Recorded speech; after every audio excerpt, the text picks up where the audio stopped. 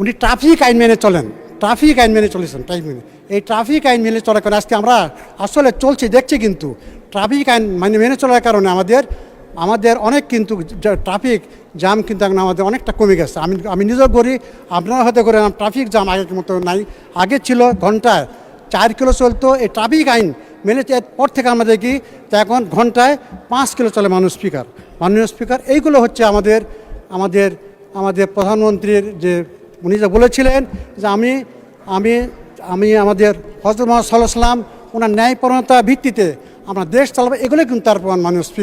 মাননীয় স্পিকার, আমি আরও বলতে চাই যে আমাদের এলাকার কথা একটু বলি যে পুঠিয়া দুর্গাপুর উনি আমাদের শহীদ প্রেসিডেন্ট জিয়া রহমান অনেকবার গেছেন, দুইবার গেছেন, এবং দেশনেত্রী খালেদা জিয়া কয়েকবার গেছে। সুতরাং পুঠিয়া দুর্গাপুরের মাটির সঙ্গে আমাদের জিয়া পরিবারের স্মৃতি বিজড়িত অনেক আছে। এখানে আমি একটু উল্লেখ করতে চাই আমাদের পুঠিয়া রাজবাড়ি সম্পর্কে। এর মহারানী হেমন্ত কুমারী স্মৃতি বিজড়িত পুঠিয়া চারিদিক দিয়ে পুকুর, ভিতরে রাজবাড়ি, এবং এখানে আপনার একটা শিব মন্দির আছে, এশিয়ার সবচেয়ে বৃহত্তম শিব মন্দির। মাননীয় স্পিকার, এখানে যদি আমরা যখনই যাই, আমাদের নির্বাচনী যে প্রার্থী, যে সরকার যখনই গেছে, এখানকার প্রার্থীরা কিন্তু আপনার এই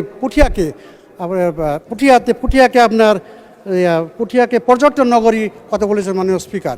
আমরা চাই যে পুঠিয়া যদি এটাকে পর্যটন নগরী হিসাবে দেওয়া হয়, বলা হয়, যদি করা হয়, এখানে হাজার মানুষ, এখানে আপনার হাজার টাকা ইনকাম হবে এবং বেকার সমস্যার সমাধান হবে মাননীয় স্পিকার।